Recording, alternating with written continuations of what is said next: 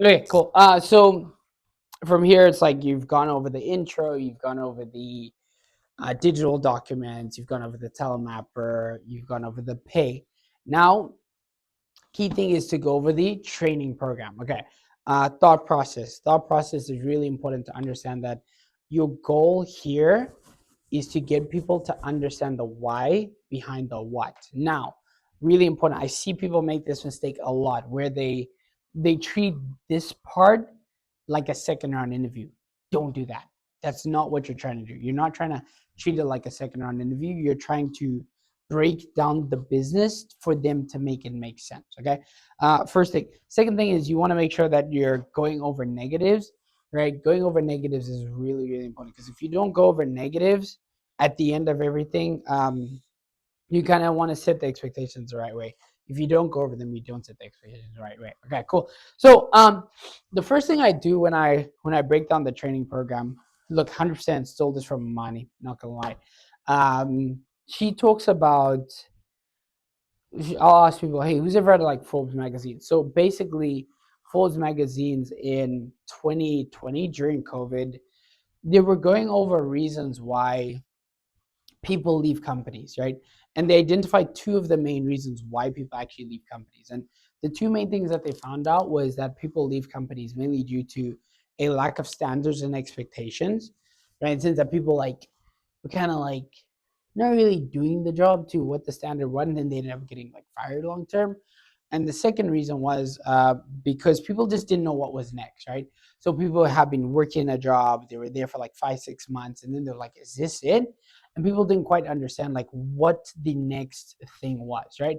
So because of that, people turn over companies. Now I'll let people know. I'm like, hey, so what we're gonna do now is we're gonna go over a breakdown of our management training program. Now, the first thing I want everyone to understand is that it's broken down into 4 phases. Okay. Now, the training program is broken down into 4 phases. And the first thing I want everyone to understand is that everyone in this room was hired for phase 4. We just have to train you on how to get there. Now, the reason why we have to train you on how to get there is because we work with different kinds of clients, right? Right now, um, we have Primo. So Primo is one of the clients that we just recently acquired. It was Ready Refresh and Primo bought out Ready Refresh, and basically they joined now. They're one of the largest water distribution companies. I'll talk about Thompson and Creek. Thompson and Creek, basically, they're a home improvement company. They're local. That's kind of the dealer we work with. AT&T obviously is one of the larger clients that we work with. Right now, to these clients, you as an individual, I'll tell people this: are you more valuable to a client like AT&T, knowing how to do 20 cell phone lines yourself, or are you more valuable to a client like AT&T, knowing how to train and manage 10 people and how to do 10 cell phone lines each, right? Typically the latter. So understand that this is a training program. Then I'll go into the phases, right? So it's broken down into 4 phases. Just let me know if I'm still in the strategy. So training programs broken down into 4 phases. So it's phase 1, phase 2, phase 3, then phase 4. Okay. So phase 1, it's known as acquisition specialist, right? People are in here for anywhere from about 3 to 5 weeks. Really important here. It's small, but it's really important to be detailed with this. This should match up with what you put on the orientation packet, right? Meaning that this should also match up with what your leaders are saying to people, right, on the second round interview. Because if this is 2 to 4 weeks and then your leaders are saying 3 to 5 weeks, there's no consistency, right? You want, when you're running a business, you want to make sure that there's a lot of streamlined communication, that this chain is speaking to this chain and this chain is speaking to this chain, right? So make sure that this is aligned with what's on the orientation packet, as well as what the leaders are saying on the second round interview. So acquisition specialist here for about 3 to 5 weeks. Main things we really focus on here, I'll let people know, is we focus on the marketing systems, right? Now I'll explain that these marketing systems, they were developed about 40 years ago by Harvard graduates, right? So basically, what it allows people to do is it allows people who aren't necessarily good at talking to people who are like shy to do really, really well at the sales and marketing aspect of what we do, right? So I talk about the marketing systems here. Now I like to use examples there. Like, I know I'm gonna call you out, but basically Alyssa, I always say, I'm like, Alyssa, she's a super shy gal, but she absolutely crushed it in the field because she follows these marketing systems, right? Now, at the same time, I educate people on the fact that, hey, with these marketing systems, we have to make sure that you understand these marketing systems. So there's a grading system here. Now, the reason why we have some form of a grading slash checklist is because and I'm telling people this, when you get into phase two, the whole goal is really to train individuals who are in phase one, right?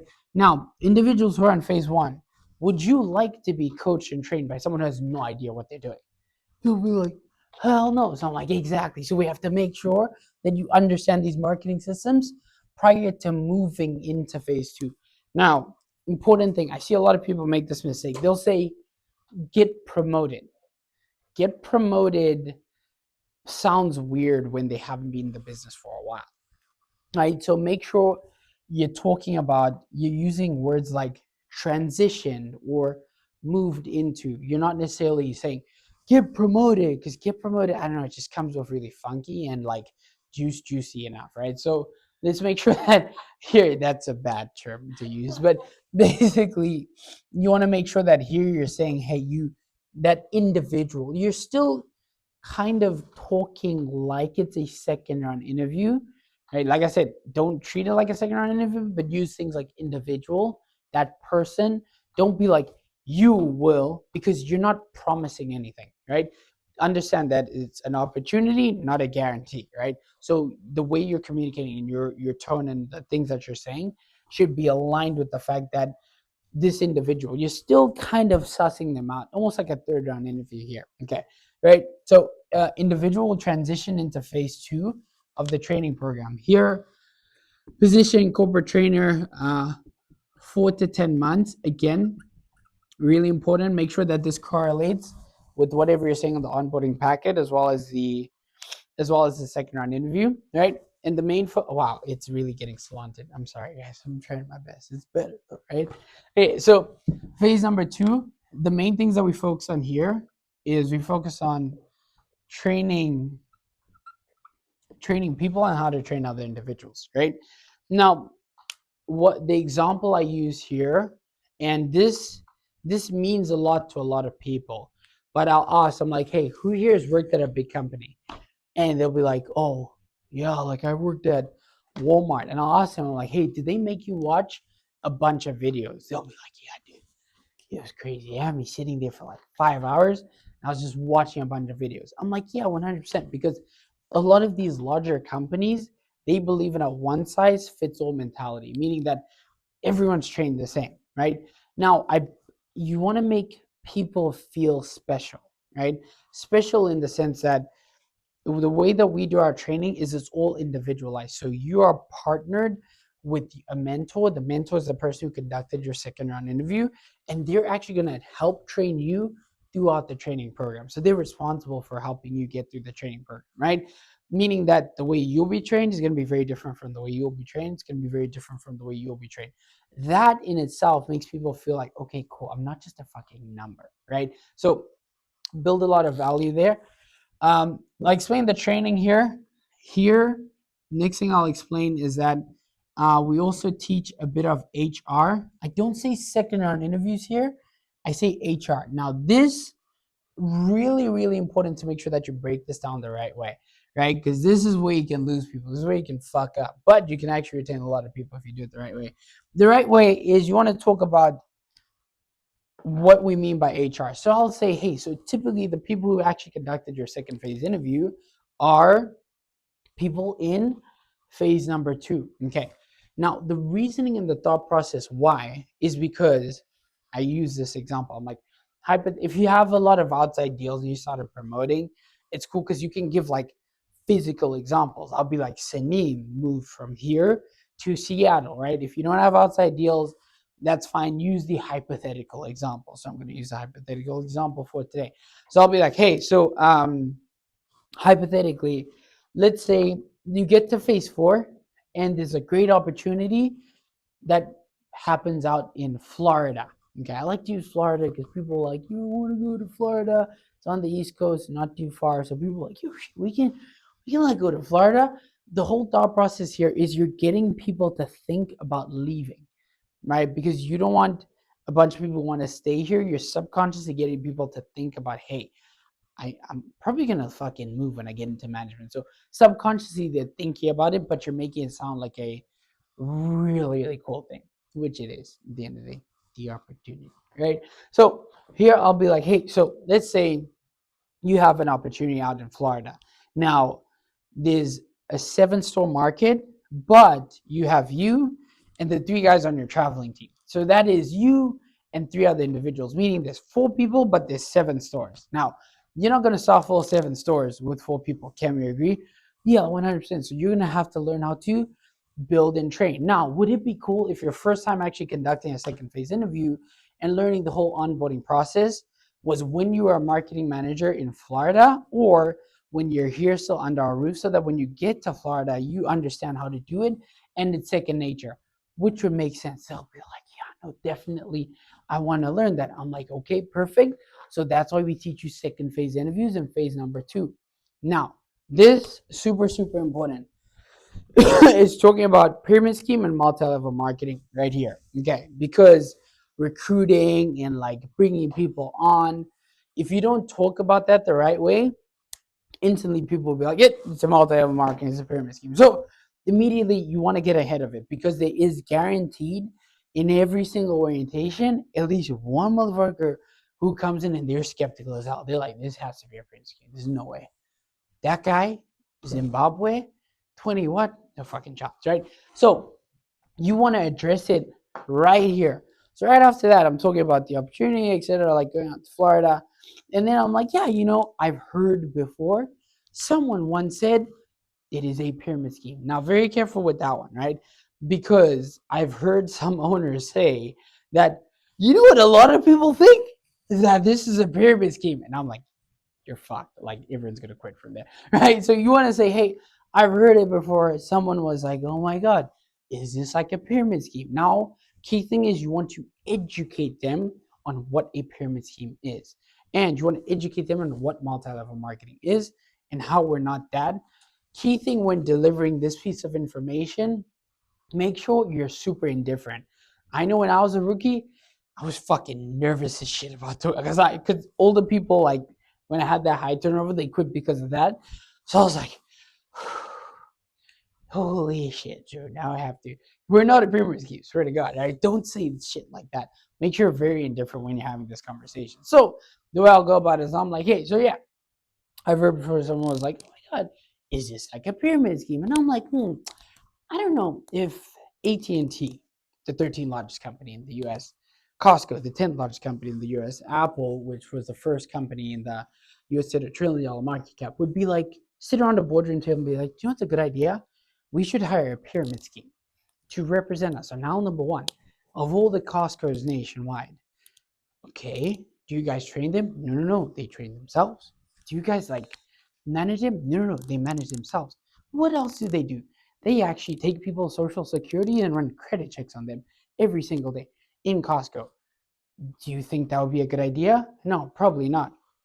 And I'll also address the fact that, hey, so you guys all signed what we call a W-2 or a W-4. So a W-4 means that you're an actual employee of an actual company, meaning that if I don't pay you, I'm going to go to jail or I'll get deported. And I'll make that joke, right? Get people like, oh, yeah, no, he's fucking right.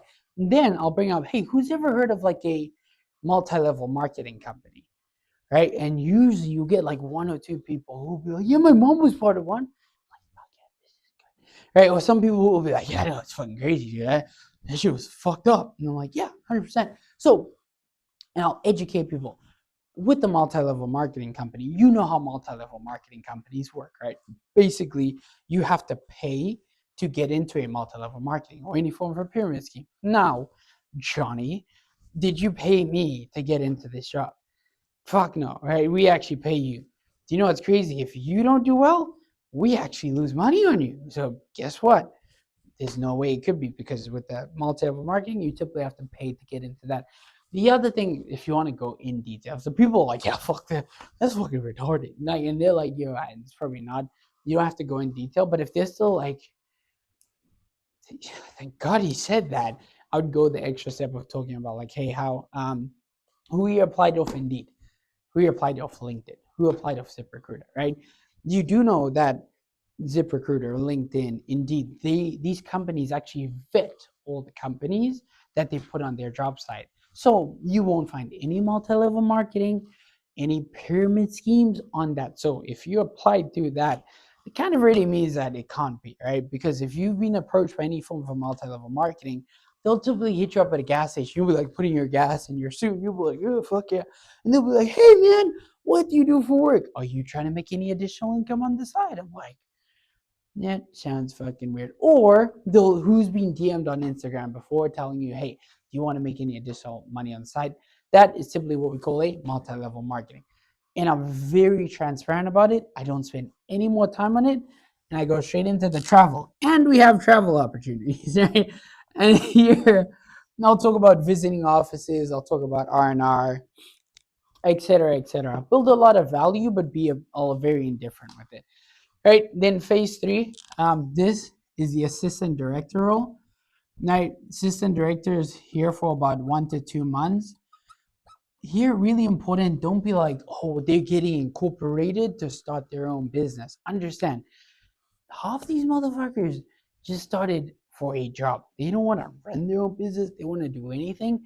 So try and avoid having the lingo like you've been, like everyone's been here for a long time, right? Understand, these people are here for their first day, right? They just came here for a regular job 9 times out of 10. So 80 1 to 2 months here. Basically, I educate them on the fact that when you're an assistant director, your goal is to shadow whoever's a marketing manager, right? So basically what we're doing here is a lot of the focus is really on the back end operations. So here you'll focus on things such as, payroll, scheduling. Try not to say too much recruiting, because recruiting gets a little bit funky, right? Orientation. I don't know. What else? Scheduling, orientation, P&Ls, I mean, all the shit assistant directors do just kind of listed here. It doesn't have to be too many things. Don't spend too much time on this. Make sure they understand that here you're just shadowing the marketing manager. And then this is really, really important. Okay. I know when we run opportunity meetings, sometimes we'll use more high-end examples like, yo, you can make like 300K. Here you actually want to downplay it a lot, right? So how I downplay it here, the reasoning why is because if you go out and tell someone this, door to door unspecific. So door to door, I would talk bigger. Retail, I would talk smaller. The reasoning why is because you don't want to make it seem too good to be true, right? Because already for majority of the people that are sitting in a room, making $100,000 is like, holy shit, like you're fucking rich. No, at the end of the day, it ain't fucking shit. But you kind of downplay it a little bit here. So the way I downplay is I'm like, hey, so basically the average marketing manager makes $25,000 annually, and I'll say per retail location. And then I'll say the average first year they manage, is it still in the shot? Yeah.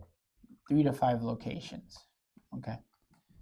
And then super indifferent here.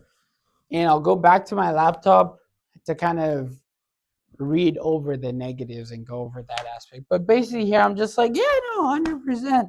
So you can do the math. It's about $75,000 to $125,000 annually. Don't make it too much of a big deal. Just kind of like brush it off like, yeah, because it really is. If you make 75K as an owner, kill yourself. Like, you fucking stop the job, right? But basically, that. Okay, so from there, you want to make a transition from talking about this into talking about the negatives of the job. Okay.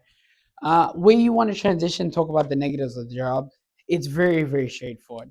I like to make the joke. I'm like, yeah, and I like to be transparent here because, again, our generation, they value transparency. So I'm like, hey, I know when I got the job presented to me, I was like, really appreciate the opportunity because, it is a pretty rigorous interviewing process. But there was a bit of me that felt like this was a bit too good to be true. So I remember I even had a conversation with my mom. I didn't have a conversation with my mom, but I was like, hey, mom, like, I I'm gonna make six figures in a year. She was like, bro, shut the fuck up. You can't even wake up on time. I was like, okay, cool, whatever. Hey, I'll make that joke, just kind of like lighten the mood a bit, and then I'll go over the fact that, hey, so I know when I found the opportunity, I felt it was a bit too good to be true. So and I kind of asked for permission. Is it okay if we talk about the negatives of the job and why people don't succeed here? Right? Typically, people will be like, God, please. I'm like, bro, fucking neg both. Right? And then the first thing I educate people on is turnover. Okay. I'll be completely honest. You have two options with turnover, right? It's either you talk about it now and you're upfront with it, or you're going to get people talking about it and they're probably going to turn over because they don't understand what turnover is. Okay. Right. So the first thing I like to ask people, like this, good job, y'all.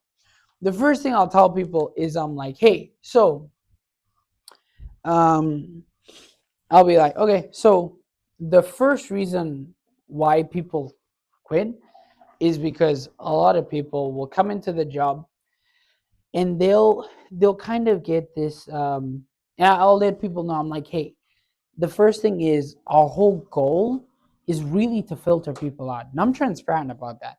Our goal is really to filter people out, meaning that we give the opportunity to a lot of people on the front end. Now, but hey, at the end of the day, anyone is going to say anything to get a job, right? They'll be like, I'll have a good attitude, I'll show up on time, and they have the worst attitude and they're always late, right? So I tell people we give the opportunity to a lot of people on the front end, but in phase two, this is typically when we start, and I'm transparent, this is when we typically start to establish the people that we're gonna actually help build one of these branches for the clients around, right? So because of that, you're going to see what we call turnover. And I'll ask everyone, who knows what turnover is? Turnover rate? No, not that fucking turnover. Right? But basically, turnover. They'll be like, yeah, the amount of people that come in and go out of a company. So I'll educate people on turnover. You need to educate people on turnover, because if you don't educate people on turnover, they're gonna talk about it and it's gonna lead to more turnover, right? So get ahead of it. Get ahead of turnover. So I like to educate people on turnover. I'm like, okay, cool. Who here has played sports? Okay, Johnny, which sport did you play? Oh, you played football? Nice. When did you start playing football?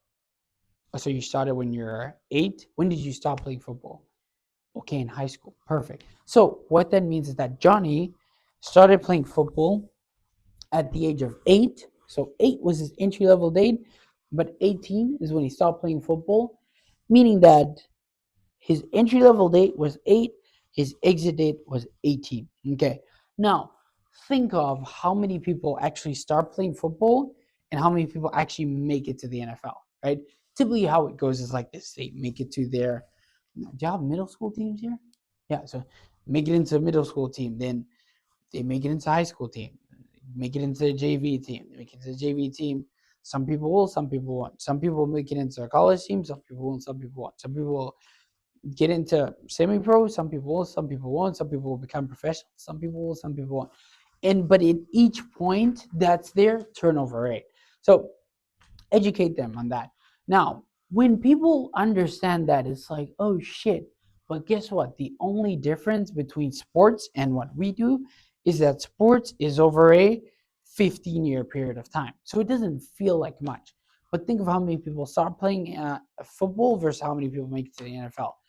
That's a stupid high turnover rate, right? The only difference is time. Now, ask people, how long is our training program? Training program is a year. So if it's a year, it's going to feel like more, but it's the same, right? And then from there, I'll talk about who here has heard of medical school. Honestly, you can just ask who's graduated college. If you ask anyone who's graduated college, 9 times out of 10, I'll be like, okay, so all the people that started with you on freshman day, day one, did all of them graduate with you? Fuck no, exactly. So does everyone who start medical school, do they finish medical school? No. Why? Because it's expensive and it's difficult, right? Everyone who start law school, finish law school. No, same reasons, right? So I just like to think of this as business school, but practical, and we're actually paying you. And then that will get people to kind of understand, okay, I get what this is, right? So you've broken down the turnover aspect of it. Now I'll actually go into the reasons why people turn over. These are pretty straightforward. One one big one is people have a misconception about the program. Right? They get in here and they get too caught up with like the day-to-day monotony, and they're like, "Oh, I don't like to talk to customers."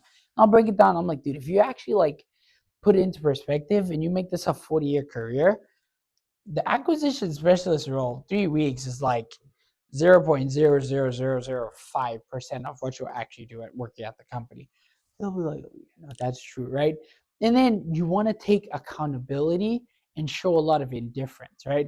Hey, at the end of the day, if they quit, it's not their fault. They're still good people. Just maybe wasn't a good fit, and maybe I did a bad job at actually explaining the business, right? Reason number two, I'll talk about how some people come in with the intention thinking that it's marketing.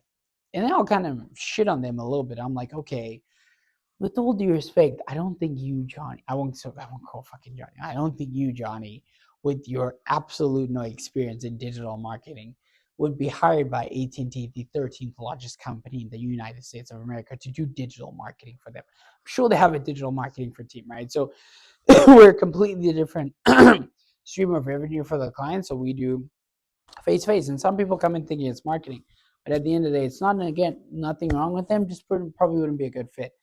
There's also some people, this is the next reason, or some people who come in with the intention thinking that it's a behind the desk job. And I'll joke and I'm like, I think I have ADHD, so I don't think I could stand behind the desk for the whole day, right? So our job, and I'm completely transparent, we're on our feet. We're not walking around, but we're on our feet. At the end of the day, being on our feet, the only people here who have desk jobs is Jolie, Huda, and Sophia, right?